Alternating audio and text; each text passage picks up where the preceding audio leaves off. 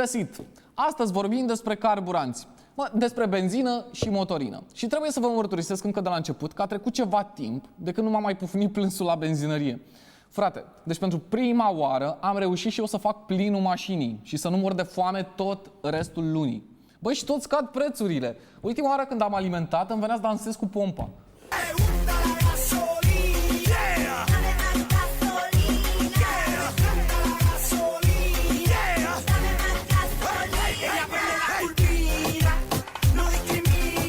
Dacă și voi vreți să dansați ca el în benzinărie, trebuie să vă spun că nu e cazul. În primul rând, suntem convinși că băiatul ăsta e Remus Cernea fără barbă, fraților.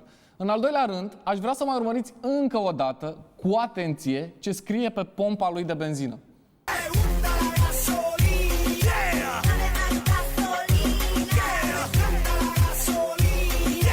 Ok. Observăm mai întâi dolarul, de unde reiese că această benzinărie se află undeva în America. Dar hai să ne uităm la prețuri un pic. $2,20. Mă, e cam mult, nu? Păi la noi litru e $1 și un pic. Bă, da, litrul. Dar la ei nu se calculează în litri, ci în galoane. Și un galon are aproape 4 litri. Adică americanii plătesc pe litru 55 de cenți. Cam 2 lei și un pic.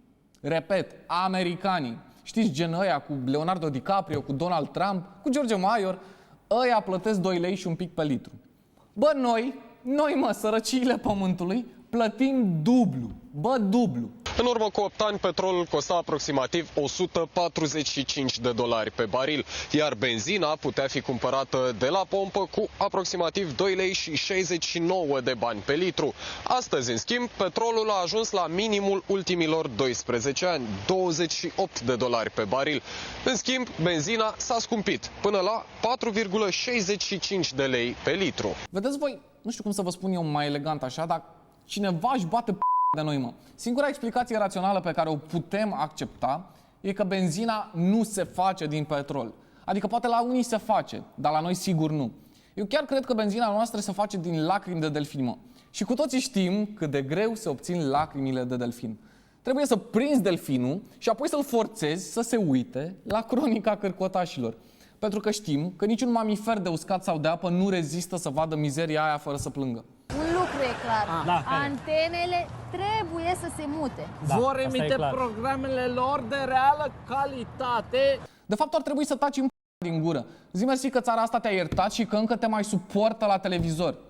Dar hai să ne întoarcem la celălalt lucru care ne omoară cu zile. Benzina, fraților. Din fericire pentru Remus Cernea, nu e făcută din lacrimi de delfini. Dar în prețul ei, mă găsim niște ingrediente necesare. Dintr-un litru de benzină care costă în medie 4,65 de lei, carburantul în sine costă doar 1,83 de lei. Astfel, accizele reprezintă peste 2 lei, iar TVA-ul 78 de bani. Băi, deci benzina e mai ieftină ca apa, să ne fie clar. Însă accizele ne omoară. O parte benzină, aproape 2 părți accize și taxe. Păi hai să facem altceva. Vă propun o soluție. Hai să scoatem carburantul cu totul din preț. Și așa e mai ieftin ca apa plată. Hai să inventăm o mașină care merge doar pe accize. De fapt, mașina asta există deja, de câteva mii de ani.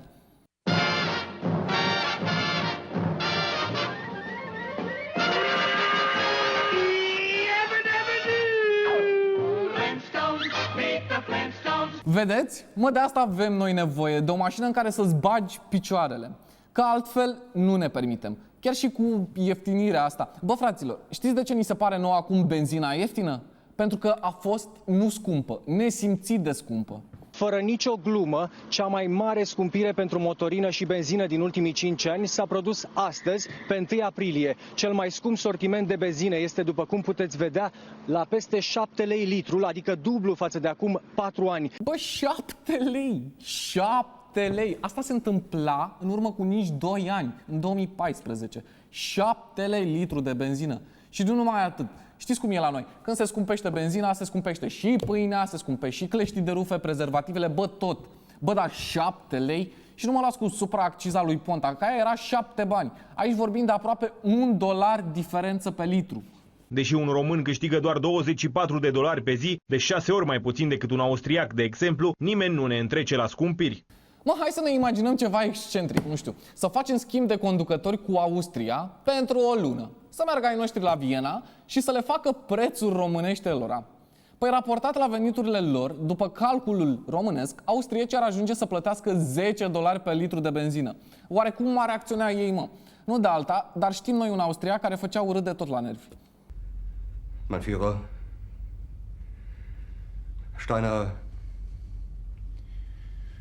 Steiner konnte nicht genügend Kräfte für einen Angriff massieren. Der Angriff Steiner ist nicht erfolgt. Das war ein Befehl! Der Angriff Steiners war ein Befehl! Bun, acest filmuleț este evident un pamflet, dar finalul lui este real. Mașina de război germană a fost alimentată cu petrol românesc. Și acum repetați după mine, petrol românesc. Înainte de începerea celui de-al doilea război mondial, România zăcea pe un ocean de petrol. Eram pe locul 7 în lume. Mă, și nu știu cum să zic.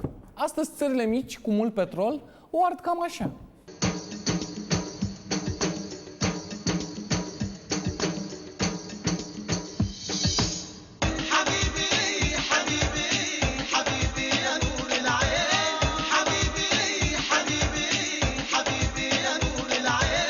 Da, ați văzut bine, alea sunt matizuri, mă, micul gigant, mai țineți minte? Și aparțin prințului Dubaiului. Nu de alta, dar poate mai trece prin România și nu vrea să-și lase averea la benzinărie.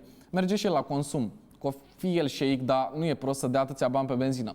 În altă ordine de idei, ați văzut ce bine o duc arabii din petrol. Doar din petrol. Noi am avut toate resursele la discreție, băi, și nimic. Din fericire, încă mai avem resurse. De exemplu, se pare că Marea Neagră nu e neagră degeaba. Ar avea zăcăminte uriașe de aur negru și de gaze naturale. Și ar fi degeaba. Ar putea să fie Marea Neagră plină de petrol. Că tot l-am dat altora ca să ne-l vândă înapoi mai scump. Și paga lor. Mă, dar noi ăștia de plătim la pompe ce facem? Am luat banii de la gura copiilor ca să putem să alimentăm 2-3 litri aici și uitați, nu ne asigură nici spălarea parbrizelor. 17 lei. Îmi ajung aproximativ 3 litri de benzină.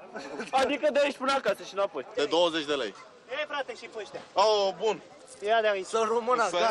N-a protest, mă. Îți speli parbrizul, alimentezi de 30 de lei și plătești cu mărunțiși. Păi asta fac șoferii români în mod obișnuit. Ce protest? Auzi și tu, te duci și plătești cu mărunțiși. Wow! Ce le-am făcut noi la benzinari, gata, o să se ieftinească. Mă, și așa a fost. În 2 ani de la acest protest, benzina s-a mai scumpit cu încă 2 lei. Și culmea, atunci n-a mai protestat nimeni. De ce? Pentru că românul aflase de cele 3 litere magice. GPL. Continuăm cu un subiect posibil doar în România, țară unde mașina de lux cu benzina săracului se ține. Acest Mercedes de 589 de cai putere se află în proprietatea unui director de multinațională.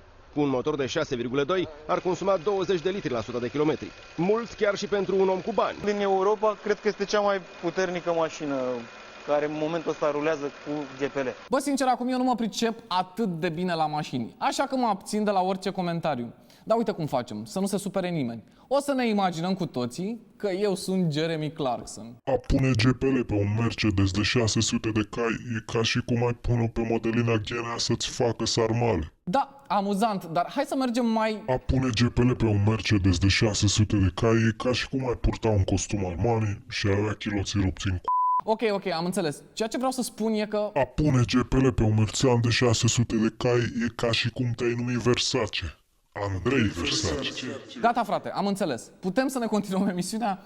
Mulțumim. Ați văzut că Andreea Esca zicea GPL-ul e benzina săracului? Bă, nu. Se poate și mai rău de atât. Să scoate bușonul. Să pune deoparte, da? Să ia uleiul. Jumate ulei, jumate motorin. E mai ieftin uleiul? Afacere. Afacere. Bagi și niște cartofi acolo și te-ai scos. Până ajungi acasă, tocănița e gata. Mă, și în definitiv, ce ne pasă, frate? Faptul că un român își bagă ulei de gătit în rezervor nu ar trebui să ne mire. Faptul că un director de multinațională își pune GPL pe un motor de 600 de cai putere nu ar trebui să ne mire. Ar trebui însă să ne mire faptul că în 2016 încă depindem de carburanți ca să ne deplasăm. Dar 2016 în România nu e același lucru cu 2016 în restul lumii. In Norway now, a quarter of all new cars sold are electric. 70% of those pure plug-ins, not hybrids. It's because here it pays to go electric. In fact, you'd be crazy not to. This car will be for free. For free? Yeah. It's hard to get a better deal than free. Yeah, that's true. Ați auzit bine. prin programe și beneficii acordate, guvernul Norvegiei a ajuns practic să dea cadou mașinile electrice cetățenilor. Trebuie doar să ai grijă să nu-ți ia la schimb copiii. În fine, ăsta e alt subiect. Încercați să vă imaginați scenariul cu mașinile complet electrice în România. Credeți că e posibil? Bă, nici noi. Dar nu ne-am lăsat până nu am încercat.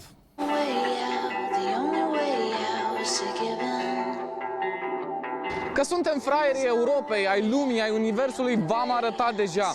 Ce soluție am avea? Ne-am gândit la câteva, nu să ne cumpărăm biciclete acum cu toții, role și mai știu eu ce, pentru că în România plouă, ninge, hai să fim serioși.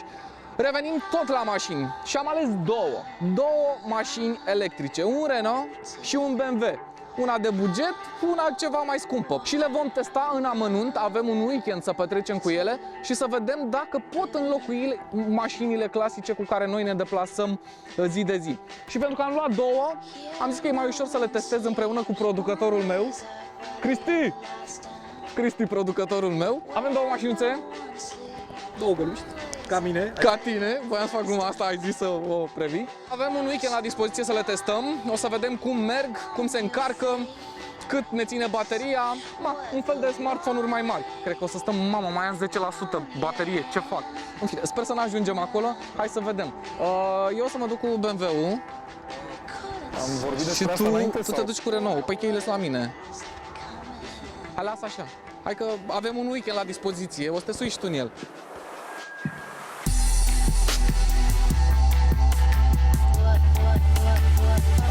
În primul rând, specificăm că acesta nu este un drive test obișnuit. Vom omite multe indicații tehnice prețioase. Lăsăm asta pe seama profesioniștilor. Noi suntem doar niște șoferi obișnuiți care se urcă în niște mașini neobișnuite. Dar hai să le testăm pe rând. Stai, dă șeltura jos. Pe bune! E super confortabilă, poziția la volan e mult mai înaltă, eu de regulă în mașina mea care e destul de joasă îmi cobor și mai tare scaunul. O să știi că nici în spate nu-i rău ca loc. Și ai avea loc și de alte chestii dacă ești la pădure, de exemplu. Facem o mărlănie, de azi vedem cum merge și pe liniile de tramvai? Da. Ia. Bă, la fel. Da. Nicio diferență. Așa zice și Lucescu. Ai putea să pui din aia sus, să pui fur curent de la tramvai, știi?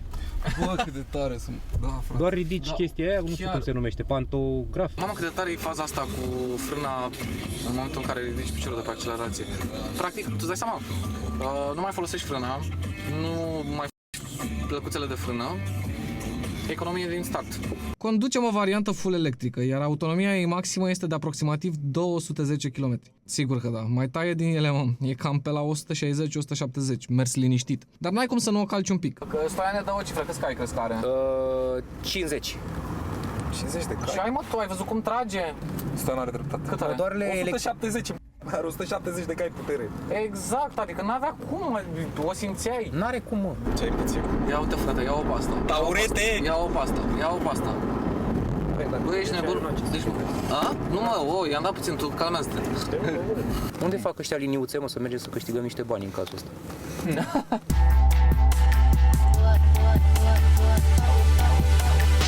Liniuțe? Cine noi? Exclus. Mai bine, hai să testăm una din cele 20 de stații de încărcare pe care le putem găsi în București. Și o chestie foarte deșteaptă, când ai lăsat-o la încărcat și ai încuiat mașina, nu poți să scoți unitățile. Nu poți. Adică nu poate să vină nimeni să zică, ei, am și o mașină electrică, ți-am scos, las cablurile pe jos, asta în cel mai fericit caz dacă nu ți le fură, să-și încarce mașina. Na, uite, eu pot să te ignor acum, să plec, gen mă duc la magazin. Aha! Răutate! Răutate! De ce s-a oprit? Nu știu, dar filmam și era ok. Și s-a stins toată cutia. S-a stins de tot, nu înțelegi. Deci se rezolvă? Da, se rezolvă. Adică putem să mergem să facem cumpărături? Eu mă faci pe aia. Du-te de aici, deci nu cred. Momentan stația de încărcare auto nu funcționează. Mulțumim pentru înțelegere. Problemă românească, soluție românească. E clar, trebuie să o încărcăm de acasă. Până acolo, zic să ne plimbăm și cu Zoe, de la Renault. Va trece neobservată, adică pare un Renault de duzină. comparativ cu BMW-ul pe care l-am condus azi, bă, mi se pare mai spațioasă. Planșa de bord, ceva mai sărăcăcioasă evident decât modelul pe care noi l-am testat de la BMW, nu are inserții de piele, nu are lemn, nu are mari fițe, nu are un story în spate cum avea ăla, plastic reciclat, lemn de bambus, că e cel care se regenerează cel mai repede, și are tableta asta incorporată, adică multitouch, multimedia, ai navigație. Touchscreen, nu? Nu e touchscreen. Am ajuns Giurgea, frate. Despre ce vorbim? E o mașină electrică, despre asta trebuie să vorbim. Da, culmea, știi care e paradoxul? Că au pus bar tie display-ul pe o mașină electrică. Ar trebui să-i dăm un pic. Ia calcă-o pe eco. Ia. Nu, las-o pe eco și dă-i. Da, ia da. Asta e tot? Mamă, deci mă simt ca bunica mea ieșită din casă la cumpărături. Ia scoate eco. Așa, ia calcă acum. Calcă acum. Ăsta fiți atenți ce are. Doză de la Renault. Le cumpăr de la Renault. Miros de Renault sau cum? Pragmatic vorbind, poate fi o a doua mașină, gen mașina de oraș cu care să-ți faci treaba zi de zi, dar e clar că pentru weekend ai nevoie... Se întâmplă ceva aici. Nu. Trebuie să filmăm chestia asta. Nu. Ce lame. Du-te în spatele ei să ne facă o poză. Deci face una poză aici, o ședință foto în parcare. Acum să vorbim despre ce ne doare. Încărcarea. La stație specială durează o oră, asta dacă funcționează. Acasă aproape 8 ore. Preferabil ar fi să ai garajul tău, priza ta, la bloc e un pic mai complicat. Doamna Viorica! Doamna Viorica! Ieșiți până la geam. Vrem să tragem niște prelungitoare, să încărcăm mașinile astea, că sunt electrice. Ce dați? Ce vă plătim? Așa da, cobor. Haideți! Bun, deci avem așa, ăsta e kitul de încărcare. Nu, și aici vine și ia că avem doamna Verica. Cine e cea mai tare președinte de bloc din țară? Așa, perfect, se știe, da? Este mașina mea? Poate fi pentru modesta sumă de 40.000 de euro. Și ce contă? Exact, asta zic și eu. Ăsta e lemn de bambus. Tot ce vedeți în mașina asta este construit folosind de energii alternative. Ăsta e viitorul, v-am zis, așa arată. Viitorul, dar eu cum... Trecutul știți cum arată, că de acolo veniți. Ia stați acolo să vă fac o tură, să vedeți cum nu se aude motorul. Spui că e electric, da? Bun. 5 lei la 100 de kilometri. Bun. Și unde o punem noi să o încărcăm? În fiecare la bloc?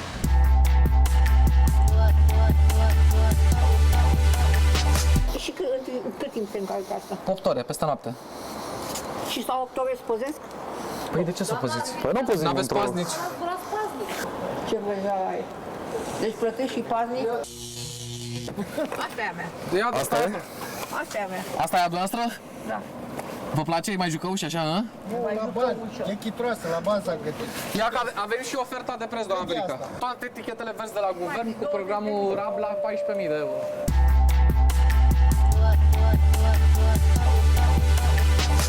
Ia uite, se încarcă. Păi are 78%, ne-am mai plimbat cu ea. Dacă îmi pleci așa la drum, ce faci?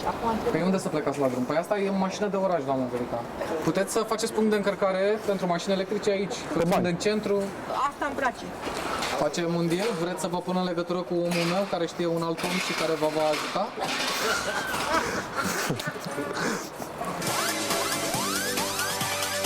Și n-am fi români dacă la finalul zilei nu ne-am dat și la liniuță. Mă, dar cumva nu e corect pentru că asta are jumătate din puterea ăsteia. Așa că te rog, Cristi, eliberează terenul. Să aducem un competitor, să zicem noi, pe măsură. Ești pregătit? Ladies and gentlemen, fasten your seatbelts.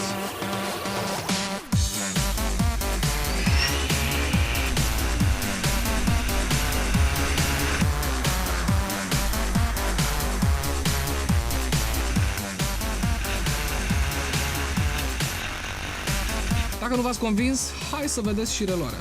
Ciao, ciao, non devi piangere, ciao, ciao, se vuoi scrivimi, ciao, ciao. Poate că unii se bucură să aibă cea mai rapidă mașină, dar noi avem alte bucurii. De exemplu, să intri în benzinărie și să-ți iei o cafea.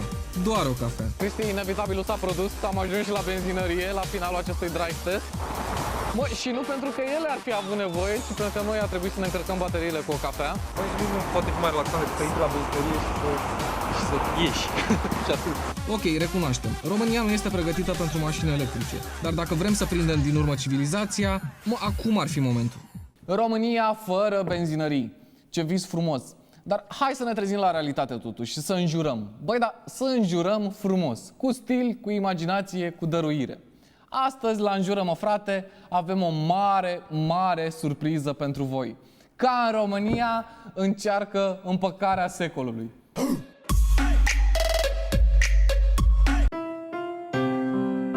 N-am baterie. O primă chiftea.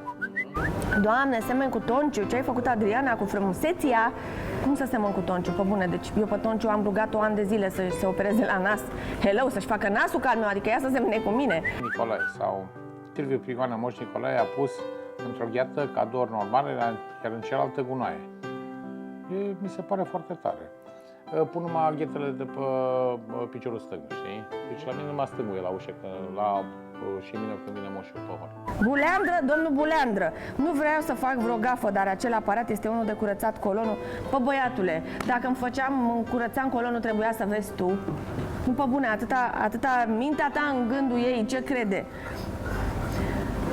Adică, bine, oamenii știi cum sunt nesimțiți. Foarte mulți nesimțiți. Sunt foarte mulți nesimțiți în țara asta. Nu mai râd așa, că mă faci pe mine să râd în crapă operația, Doamne ferește. E nesimțit, da? Și dacă mi-aș curăța colonul, mi se pare foarte ok să-ți cureți și colonul, există și de-alea fibre, de-alea speciale. Trebuie să-ți arăt, prietene, că mai bine, uite, simt așa cum vine un fluid din stomacul meu, uite așa spre cameră cu dedicație pentru tine. Madalina Vas, în orice caz, te-ai uscat rău de tot de când nu mai ești cu Bahmu. Sufăr din dragoste. Nimeni nu te-a înjurat mai tare cum te-a înjurat fostul tău soț. Da, eu mă simt mândră că mă înjură. Ce ai făcut omului ăsta de a provocat atâta ură? Păi probabil a rămas cu resentimente, pentru că dacă relația s-ar fi terminat din toate punctele lui de vedere, nu ar mai fi interesat. Acum nu mă interesează pe mine astăzi ce face, ce mănâncă. Dănciulescu Ștefan. O joacă fair play. Nu mai jigniți omul, o să o ia înapoi pe Bahmu, că o iubește, nu poate trăi fără ea. Omul e gelos. Vezi, deja e o cutumă, aș putea spune, în memoria colectivă, că eu trebuie neapărat să mă recăsătoresc cu Bahmu. Nu mă mai recăsătoresc cu Bahmu, am pus punct. Sunt de dispreț, așa, ce educație dau copiilor mei? Pe ce educație să le dau? Foarte bună. Copiii mei știu că mami merge la salon sau la clinică medicală ca să-și întrețină corpul. Este firesc, doamnă dragă, matele ai mărar pe picioare, eu n-am. L-am epilat definitiv. Daniela Parmac a slăbit, e urât cu dragi, e urât cu dragi. A slăbit, adică eram frumos când eram gras. Da, bă, stai puțin, dar uite-te la poza lui doamna. Adică, doamna, sunteți frumoasă. Înțelegi? Uite, eu n-am nicio intervenție la față, în afară de faptul că am făcut o aroganță și am băgat un pic de acid în buze, dar asta e doar o aroganță. Îți zice lumea și buzuca, am văzut pe la tine pe Să zică ce vor, să zică bazuca mai bine, ar fi mult mai mișto. Am încheiat un capitol în viața mea, gras, cu mustață, îmbrăcat în negru, cu o femeie brunetă, și am deschis un alt capitol în viața mea, îmbrăcat colorat, fără mustață, slab și cu blond. Și această doamnă mă înjură ori de câte ori are ocazia. Doamnă, eu zic mai bine vii aici în platou la Antena Star și îmi dai și o smetie peste ochi. Nu? Ca să te răcorești măcar. Dacă nu, îți trimite o găleată cu gheață sau cu lături, cum dorești, că poate așa te răcorești. Zice așa, tot grasă sunt, ce mi-a făcut doctorul nu se vede, am o mare burtă, țâțe mici, cum vrei să ai talie. Dar ce te interesează pe matale? Hai să spun ceva. Eu mă simt foarte bine în pielea mea. Lumea comentează și un lucru bun. Și comentariile astea ni se trag de la șomajul, care e foarte mare în România. Da, și lumea asta și dacă nu ai ce să faci, intri pe net și îți dai cu presupus acolo, știi? Sunt mulți care trăiesc din asta, se hrănesc cu ură, din păcate. Oricum, pe mine mă doare la basket, cum se spune. 4 căsătorii am avut și implicit 4 divorțuri, înțelegi? Și acum suntem Totul l-a aflat pe Tăricianu, mă rog. Nu e timpul pierdut.